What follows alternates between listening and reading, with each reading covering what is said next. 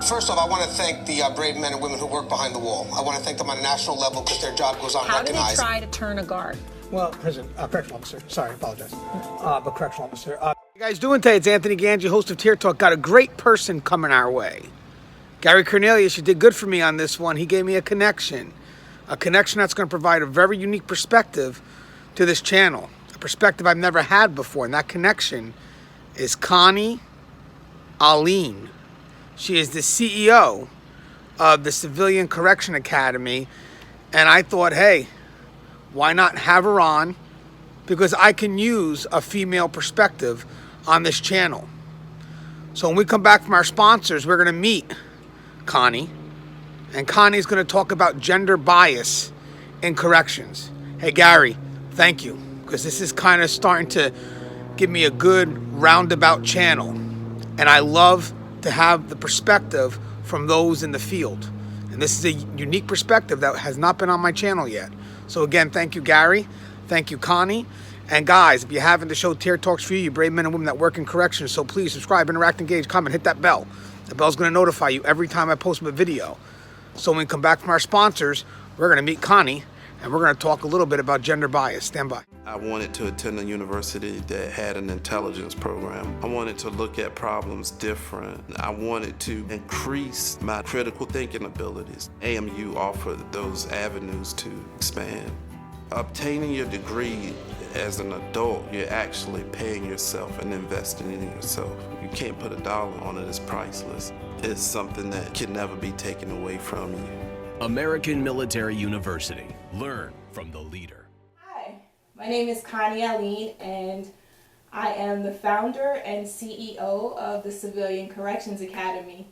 Definitely a new initiative, really focusing in on how do we ensure that, one, civilians are adequately prepared for the realities of the correctional environment, and two, how we can help those who have been in the system for quite some time really sharpen their tools and not fall victim to complacency. So that's what we do. Very interesting curriculum, definitely structured, but a different approach to the traditional academy training that we typically go through. I've been in the system for about 15 years and decided to do something different with my career, so this is where I am. I was asked to do a little conversation about what is it like being a female in corrections. I never really thought too much about it because in my mind it was like, I'm just coming in to do my job, right? But here's the reality. There's definitely gendered bias that still exists. How we deal with that, I think from institution to institution, it really is the leadership setting the tone, right? How does leadership set the tone if a female officer or civilian comes forward and says that they are being sexually harassed, people are saying things, doing things, what is the response to that? What is the response to the inmates? Is there any response to the inmates? Is there a response to unwelcome advances by your colleagues, by the officers? So for me, it really is, you got to know who you are before you step into that environment. As a woman, you got to be comfortable in your skin. You can't change the fact that you're a woman, right? When you get in there, you're a woman. That's just what it is. That's not going to change, right? Are you going to allow someone to make you feel uncomfortable with being a woman? No. Are you going to have to hear some slick comments from somebody? Probably. I mean, one officer said to me one day, was like, "Oh, Miss Alleyne, you wear dresses to work every day. Are you inviting?" I'm like, "Are you serious?" "No, I'm not freaking inviting." Well, in my mind, I'm thinking, so I got to change the way I dress? I'm an administrator.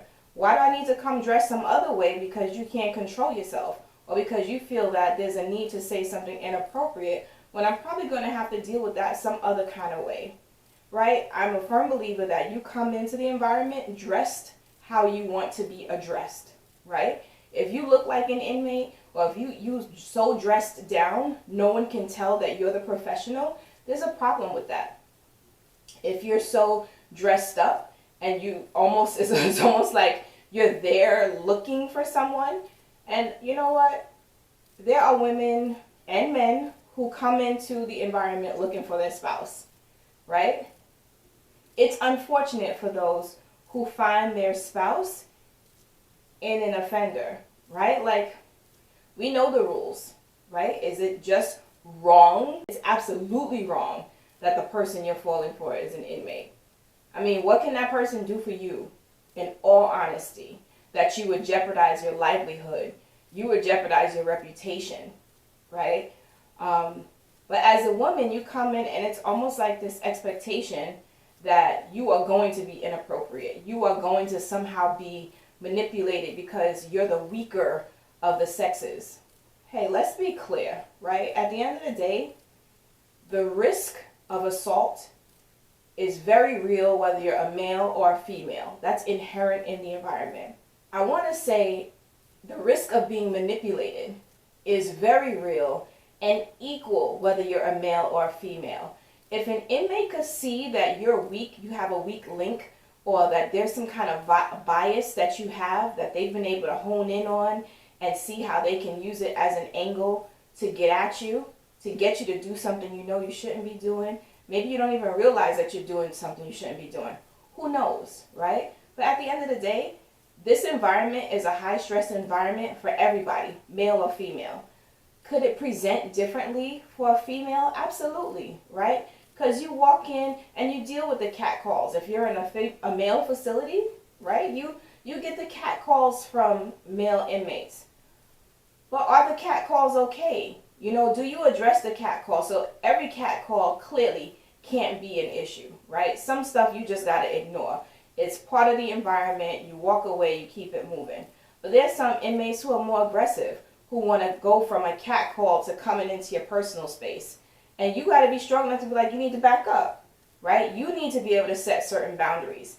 And honestly, inmates are really pressing the issue, right? When they come up in your space, it's because they're trying to figure out whether or not this is going to be okay. Is this going to be okay with her? If she doesn't say anything to me about me coming in her space or saying something slick to her, then she's all right with it. And I could just roll. And like, you don't want to send that message as a female. I mean, just imagine we're working in a system that like is inherently, it has inherent gender bias, right? Because you're a female, there's already things that they're thinking you can't do, right? You're the weaker one. You're going to be too compromising. You might be too compassionate. You might not be mentally strong enough to deal with the environment or to be able to fend off, you know, the inmates. Physically, you might be the reason for the next code, right? Some inmate sees that they can overpower you for whatever reason. Whether you're an officer or a civilian, I've had many inmate interactions. I've had to go to the Bing. I've had to have inmates pulled out of cell to provide the service I provide, right? I've got inmates writing letters about whatever. I got to sit and meet with them to talk about what are their issues. Why are you complaining about my doctor or my nurse? So having these everyday interactions with inmates, whether they're female offenders or male offenders, everyone kind of has to just be on their toes because that's just a reality. You know, how many erections have I seen? Am I like, oh my God, right? No, you go like, get out of here. Because if you sit there and you allow that to continue, then he thinks it's okay. And he thinks it's okay to go to the next level. You know, I've done many tours with wardens and inmates in cells carrying on. And wardens have snipped that, and like, that's a discipline, right? Because you know, oh, warden's got this female coming with him up on a tier, right? I mean, I think really us being able to focus in on what is the female experience when you go into corrections. It does not have to be one where you feel sexually harassed. You're coming in and you want to do your job. It's your livelihood just like anybody else, right? But you do want respect. I think that's really the bottom line. Now, do you got to come in acting all hardcore and carrying on? No, but if that's your approach or that's your preference, then that's on you, right? Because you also then come in creating this power dynamic that doesn't necessarily have to be there. I think as a female, we have this very disarming, non-threatening presence that helps us to be more effective, right? I mean, do we get involved in escalated situations? Absolutely, right? Sometimes that situation is just a ploy to get something else going on the other side that maybe we don't even know about. I think at the end of the day, we have to always be situationally aware, like what else is going on here? Because if this is typically not how you interact with the offenders, this is typically not how they respond to you, clearly something else is going on, right? But I think as females, we come in with this soft skills, right? We talk about everything, right? We can talk about anything under the sun. You got a situation going on with an offender, and our default is to talk about it. Like, what's going on with you? Why are you carrying on? I mean, one day I walk into the clinic was rearranged. All of the seating was moved. All this stuff was going on. And I was like, why did the clinic look like this? What's happening? And the officer, male officer, he was like, oh, I don't know. They was cleaning, blah, blah, blah. I was like, all right, great. But then, like, I'm like, you do realize you're going to have, like, 15 offenders, like, sitting behind you, right? I just want you to be clear on that. And he's like, yeah, let me just change this up. So he went to go tell the inmate to move the stuff, and, like, I mean, clearly he was a newer officer because she was, like, talking back to him, and I was like, no. So I go to her, I was like, listen, you know what this is supposed to look like. This is what you need to do. All right, Miss Connie. All right, Miss Connie. So, you know, sometimes the dynamic shifts, right? Sometimes women are able to be that stern disciplinarian that comes in and sort of takes charge. And then other times, like, you do need sort of that male, I don't want to say aggression, because that could be used seen as a negative way, but sort of the strength within the male tone that just women just don't have. And I think we're sometimes so sensitive about what our realities are, right? So the reality is you come to the table, you're a woman, right? You can't change that you have body parts that are attractive. Okay. As individuals, that's how we respond to each other, right? Like, you look at someone, they're appealing to the eye. It's not the intention that everything you say or do is meant to offend someone, right? That I just don't think that is where people come from. If someone gives you a compliment, but a compliment from an inmate is not a good thing, right? You need to set the boundary. Not, just because it's the rules that I'm just not, I can't respond to you. Like, no, you don't say that to me, right? Like, he needs to know his place. I mean, I think sometimes we get lost, even in female facilities. So I walked into this female facility, and I had always worked with men. And so here I am, and this woman is like, Miss Alleyne, I love you. And I'm like, what? Like, that is unheard of. Like, I have never been in a male facility where men were able to yell across the walkway or anything like that. And so, one, I called over to the gate to ask the officer who the inmate was, right? Because he knew who it was. I didn't know who it was. And then the next time I saw her, I was like, listen, don't ever do that again. That is totally inappropriate, and it's unacceptable. I mean, granted, it was nothing that required any kind of discipline, but, like, I needed to set the boundary, and it wasn't just okay, and it wasn't just a one-time happening, because I could imagine that being the envelope being pushed and it happening again, right? And then I get reeled into something that I have no idea what I'm getting reeled into. Next thing you know, I'm in a conversation about whatever, and I have no knowledge, or, like, I just don't understand why I'm there. So if there's anything that I would say about being a female in corrections, it is really knowing that you have to set the boundaries. You have to be firm. You have to be consistent. It can't be okay for this inmate, but not okay for the next one that already shows some favorability or some issue there. I think also you have to know what you're there for. If you're there because, I'm here to get my check, I'm here to just, most people who go into corrections are there because they want to make a difference some way, somehow, right? From a service perspective, I know civilians come in, it's a captive audience. I want to try to see what I can do to make life better. But when you come in like that and you sort of teeter on that nurturing, and you won't do what you did for this one for everyone, and you're making phone calls and you're just doing stuff you have no business doing, Like, that's when you've got to be able to either reel yourself in or just know that you're on the brink of losing your job. Because the moment people get wind that you're doing this thing for this one, but you're not doing this thing for the other one, like, clearly there's some either fraternization going on, or there's something that's sort of clouding your judgment. So, I guess what I'm really saying here too is there's no need when you walk into a facility as a female for you to have to not be a female. Like, you are who you are. It's a matter of you setting boundaries, personal and professional boundaries, you being respectful to others, and also demanding respect. Like, the last thing that you want is that people have to second guess you.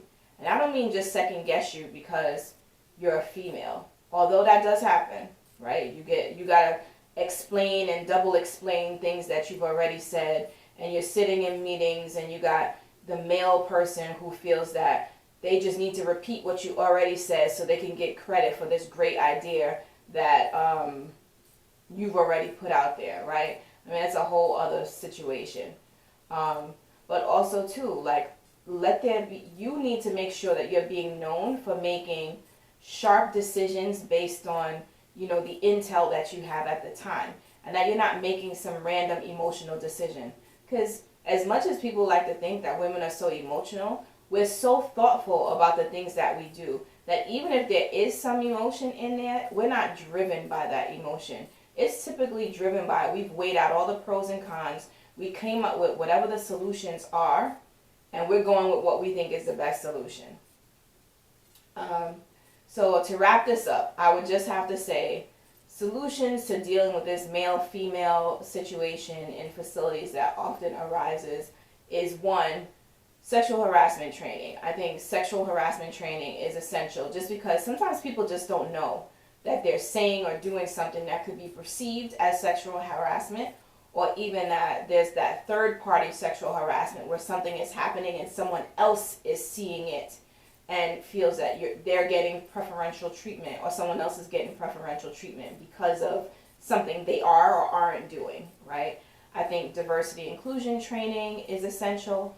I also feel that, you know, at the end of the day, if there are no consequences to the behavior that can make females feel uncomfortable in the environment, it almost reinforces the negative behavior, right? So you've got officers, you've got, you know, offenders who are saying things, doing things, making it a very uncomfortable environment. And, you know, those things are usually not a secret. As much as we like to say, oh, it might have been an isolated incident, it's probably not.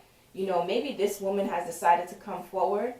But either way, if she comes forward, like, something has to be done. It can't be something that gets swept under the rug and that we just don't address. Because why? We leave the door wide open for it to happen again. And let's forget about if the offense escalates and the woman gets hurt on the job. Then you have litigation and all the other stuff that you're going to have to deal with because this woman has already brought the issue forward. I think the last thing I would say is that we do work in an environment where we have this great sense of camaraderie, right? Like, this is my brother, this is my sister, we're on the line together.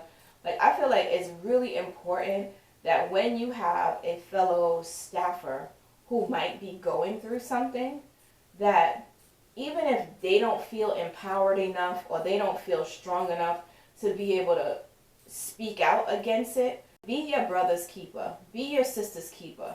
You know, if you need to intervene to make sure that this person isn't feeling uncomfortable all the time, like, you should do that. Because quite frankly, when we're not supporting each other, it almost feels like you're condoning the misbehavior. And is that the translation that you would want your brother or sister to have? I mean, I know it's not the translation I would want, you know, but to each his own. You know, I think this male-female conversation can go on forever, right? And ultimately, it's for us to make sense out of the nonsense. It's for us to clean up the mess, because when we're on the line together, exposed to the same dangers, the same threats to our physical person, the same threats to our families if in fact it gets to that.